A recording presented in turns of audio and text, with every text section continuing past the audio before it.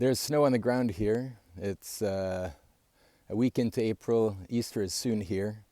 And now the sun, as you can see, is shining again here in Sweden and warming us for the first time. And so it's a time of year when the cyclical nature of life becomes incredibly apparent. Everything that's been quiet begins to sing its song, and we've done a full cycle. And it's something I'm thinking about a bit when it comes to parenting as well, that it's very easy for us to get stuck with our children in trying to teach them habits that are mostly linear. I'll tell you what I mean in a second, but our children are born expecting a world that has shaped them for thousands and thousands of years. Instead of they come to the world that we've created, mostly a machine world that's linear and that has a trajectory to it. And we often forget the cyclical nature of life. But our children have that as a blueprint, and we can match how we approach their habits with the blueprint that they have innately. And that we all have, but that is easy to forget as we age. And so the younger the kids are when we start this, the better. And it's to, instead of trying to change a habit, one habit at a time and one detail at a time, to think of it in terms of balance, of a larger cycle that they're circling around. So let's say our child loves his or her carbs, sweets, steaks, fish, whatever it might be, but they don't touch the vegetables. Now that's not very uncommon to us parents to see that our children aren't necessarily fond of vegetables, though they might be, but that's an example. So if we keep nagging them about the vegetables, we'll get as tired of our own voice as our children likely will. And you might have experienced that in this example or something else that happens in your day-to-day with your child. Now, if you set it in terms of balance, rather than details, and talk about the bigger picture of what they eat and what it means to their health, then they're beginning to see it not as a loose detail that they don't quite understand, but something that's set in a bigger context. The spring's first butterfly. When they see that, even if it's an early age, even if it's before they've even started to be able to learn or understand consequences, they will kind of get primed to it. Let's say we'll stir an old memory in them. And they'll begin to see that they have a responsibility for that whole, for that cycle, for that bigger picture.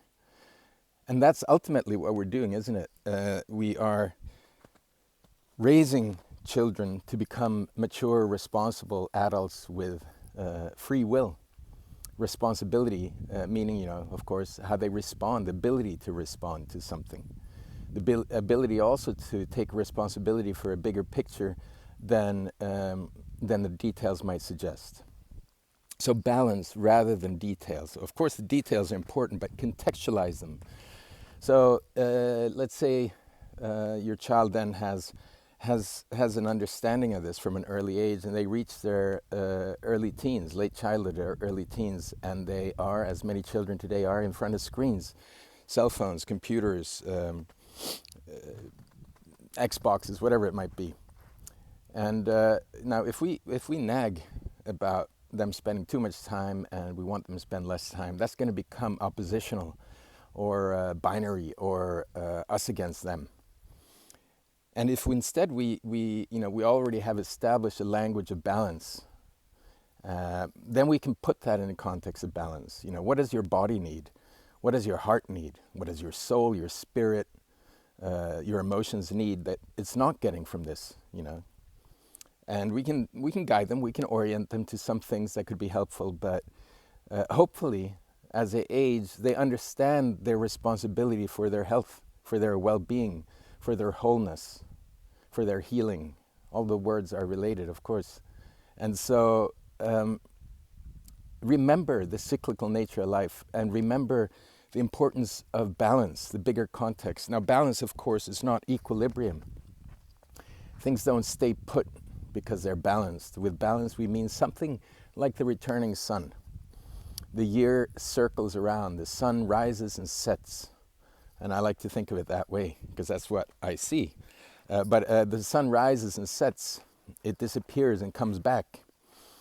Winter, spring, summer, autumn, all are good, all are necessary, and all have different roles to play in the bigger picture. As is true with animals, even ticks and snakes have a function in the bigger picture. If we just focus on the tick, if we just focus on the snake without knowing how it fits in, then it's a problem. But if we see it in a bigger picture, and we help our child see things in a bigger picture, and take responsibility for the balance of it all in ways that affect them, then our role as parents shifts from nagging to guiding. So balance rather than linearity, cyclical nature rather than linearity, bigger picture rather than just disparate details. If you like this, please press like and the subscribe button, and you'll get notifications if you also hit the bell button. That's it for now. I'm going to carry on with my walk. All right, bye-bye.